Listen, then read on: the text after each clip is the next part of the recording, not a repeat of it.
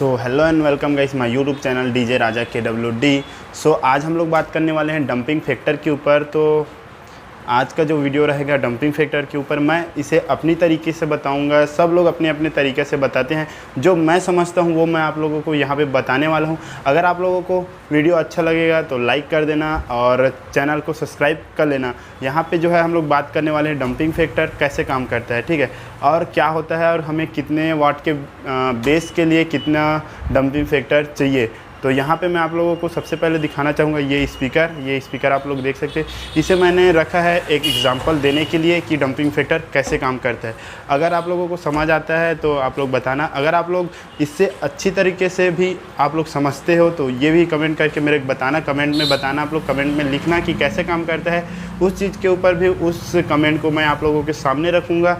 अगर आप लोगों में से कोई भी अगर इस डंपिंग फैक्टर को अच्छे से एक्सप्लेन करता है तो वो कमेंट करके बता देना कैसे काम करता है। उसके ऊपर भी हम लोग उस कमेंट को अपने चैनल में लाएंगे कि इस तरह से आपका नाम भी वहाँ पे दिया जाएगा कि इस भाई ने डंपिंग फैक्टर के बारे में इस तरह से बताया गया है। तो यहाँ पे जो मैं समझता हूँ वो आप लोगों के साथ शेयर करना चाहता हूँ यहाँ पे डंपिंग फैक्टर के ऊपर। तो यहाँ पे सबसे पहले आप लोग देख सकते हो ये है स्पीकर, और स्पीकर के यहाँ पे देखो तो ये सस्पेंसर लगा हुआ है, ये इधर आप लोग देख सकते हो, ठीक है। और सेम इसी तरह के सस्पेंसर आपको स्पाइडर में भी देखने को मिलता है। तो ये पेपर और स्पाइडर क्या करता है, ये एक कोन होता है, वो कोन को एक फिक्स जगह पे सेट करके रखता है। जैसे कि इतना लेवल हो गया, इतना लेवल हो गया, तो वो उस कोन को वही लेवल पे सेट करके रखेगा। जैसे कि हम लोग किक हम लोग अपने जैसे कि हम लोग एम्पलीफायर से किक भी भेज रहे हैं तो किक यू ऐसे उछलेगा, फिर अपनी जगह पे आ जाएगा, फिर यू उछलेगा, यू अपनी जगह पे ये आ जाता है। तो मतलब ये पेपर और ये स्पाइडर जो है अपना जो कोन है उसको एक जगह फिक्स रखता है, ऊपर नीचे उसको नहीं होने देता, ठीक है। और यहाँ पे हम लोग बात करते हैं डंपिंग फैक्टर के ऊपर। तो डंपिंग फैक्टर कैसे काम करता है मैं आप लोगों को बताता हूँ। मान लीजिए एक ये हमारा स्पीकर है, ठीक है, स्पीकर है, और एक हमारे पास एम्पलीफायर है, ठीक है। यहाँ पे एक एम्पलीफायर और यहाँ पे एक स्पीकर हो गया। तो जैसे हम लोग एक उदाहरण के तौर पर मैं आपको मान लीजिए ये टूल बॉक्स रखते हैं हम लोग यहाँ पे, ठीक है, ये टूल बॉक्स। तो ये हमारा स्पीकर है और ये हो गया हमारा एम्पलीफायर। तो यहाँ से हम लोग सिग्नल भेजे कहाँ, इस स्पीकर में। अब जैसे हम लोग कोई भी बेस का पंच, ठीक है, बेस का पंच भेजते तो क्या होगा, ये डंपिंग फैक्टर जितना ज़्यादा, जैसे कि सपोज़ कीजिए इसका जो एम्पलीफायर का डंपिंग फैक्टर है वो 800 वाट का है, और ये जो स्पीकर है वो 15 है, और ये जो स्पीकर है वो 1500 वाट का स्पीकर है, ठीक है।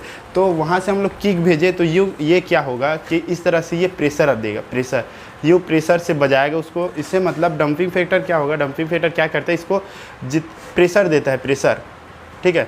और जितने भी जैसे किक के साथ और भी जैसे साउंड आता है, जैसे किक बस नहीं रहता साउंड, किक के साथ कई प्रकार के और साउंड आते हैं, उसको क्या होता है डंपिंग फैक्टर जो है बस इसको देगा। जैसे यू पंच दिया उसके बाद इसको डिस्ट्रॉय कर देगा, उसका जितना भी अदर्स वहाँ से साउंड आ रहा है उसको कट कर देता है, ठीक है, उसको वो नहीं आने देता स्पीकर पे।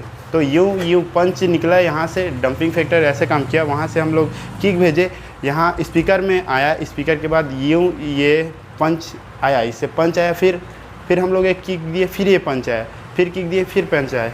अगर डंपिंग फैक्टर इसमें नहीं होता, एम्पलीफायर में डंपिंग फैक्टर नहीं होता, तो ये क्या होता, ये किक आता, ठीक है, लेकिन इसमें कुछ ना कुछ और भी साउंड है, जैसे इधर ऐसे ये हिलता रहता है, ऐसे धीरे धीरे ये हिलता रहता है, अगर डंपिंग फैक्टर इसमें नहीं होता। और अभी अब डंपिंग फैक्टर एम्पलीफायर में है तो यू किक आया, अपनी जगह ये फिक्स हो गया। फिर मतलब आप लोग समझ गए होंगे कि कैसे ये काम करता है, डंपिंग फैक्टर कैसे काम कर रहा है। तो यहाँ पर किक आया, फिर ये अपनी जगह फिक्स हो गया, जितना भी और साउंड आ रहा है उसको वो कट कर दिया। मतलब ऐसा है कि जितने भी इसके और इसके बीच जितने भी ऑडियो इंटरफेस होता है उसको वो मेंटेन करता है। इसके और इसके सिग्नल या फिर ऑडियो के बीच जितने भी म्यूजिक होता है उसको मेंटेन करता है अपना dumping factor. Plus dumping factor का एक और काम है, इसको प्रेशर देना, स्पीकर को प्रेशर देना। जैसे कि अब मान लीजिए ये हमारा एम्पलीफायर है, अब ये एम्पलीफायर में हमारा 400 वाट या फिर 400 वाट का एम्पलीफायर है, लेकिन ये हमारा जो है मान लीजिए ये 1500 वाट का अपना स्पीकर है।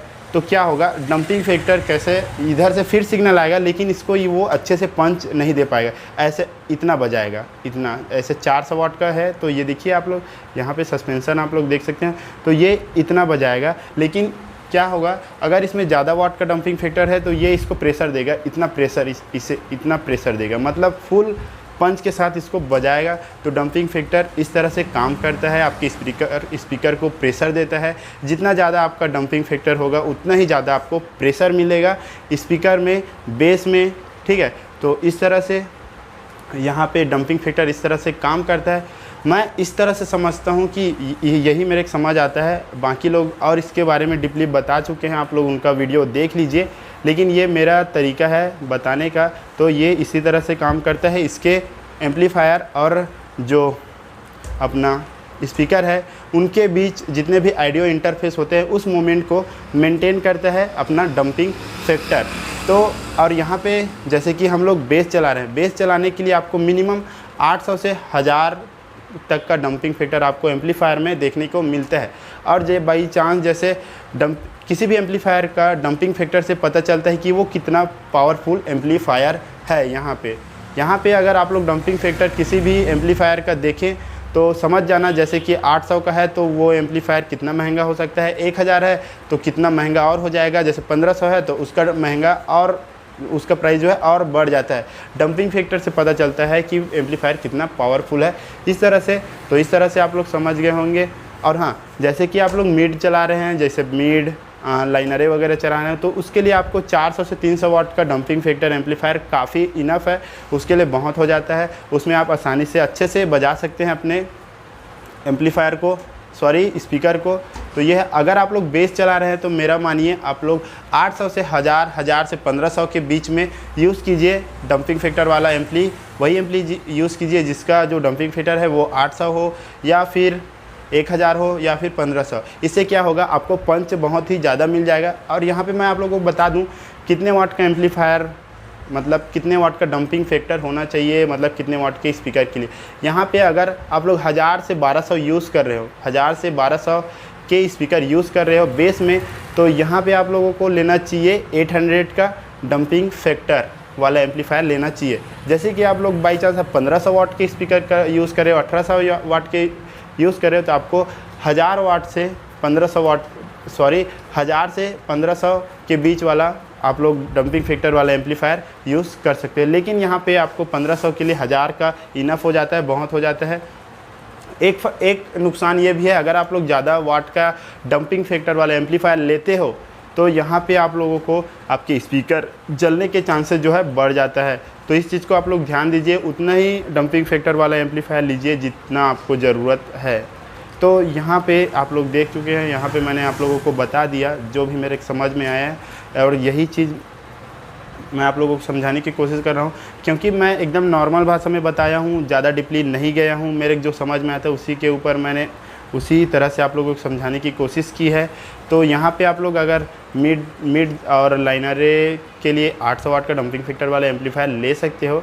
तो बस यही, आई होप कि आप लोगों को वीडियो समझ में आया होगा, और जो डंपिंग फैक्टर है वो भी आप लोग समझ गए होंगे कि किस तरह से नॉर्मल भाषा में अपने को कोई डीपली एकदम नहीं जाना है कि ये मतलब उसके अंदर नहीं घुसना है। आप लोगों को सीधे शब्दों में समझना है कि डंपिंग फैक्टर क्या है, कैसे काम करता है, इन डंपिंग फैक्टर से होता क्या है, बस इतना आप लोगों को हमें समझना है, ठीक है। तो यहाँ पे डंपिंग फैक्टर मैंने आप लोगों को बता दिया कैसे किस तरह से काम करता है। जितना आपका डंपिंग फैक्टर ज़्यादा होगा उतना ही आपको पंच आपको ज़्यादा मिलेंगे उस एम्पलीफायर से, ठीक है, और कम होगा तो पंच जो है कम मिल जाएगा। तो इस चीज़ को आप लोगों को ध्यान देना है। और यहाँ पे जो डंपिंग फैक्टर है वो हर एम्पलीफायर का जो स्पेसिफिकेशन होता है या फिर कैटलॉग होता है उसमें लिखा रहता है डंपिंग फैक्टर ऐसे करके। एम्पलीफायर ख़रीदने से पहले आप लोग उसको चेक ज़रूर कीजिए कितना डंपिंग फैक्टर कितना है इसमें, इसका रिस्पांस हमें कैसा है। 2-3 चीज़ चेक करना होता है, जैसे कि 4 ओम 8 ओम और 2 ओम पे कितना वोल्टेज ये दे रहा है एम्पलीफायर, इसका डंपिंग फैक्टर कितना है, ये सब चीज़ आप लोग देख के ले सकते हो, ठीक है। तो वीडियो अच्छा लगा हो तो लाइक करें, शेयर करें, हमारे चैनल को सब्सक्राइब करें और साथ साथ बेल आइकन भी प्रेस करें। और घर में रहो, सेफ़ रहो, लॉकडाउन का पालन करो, ठीक है, तो मिलते हैं अगली वीडियो में। जय हिंद, वंदे मातरम।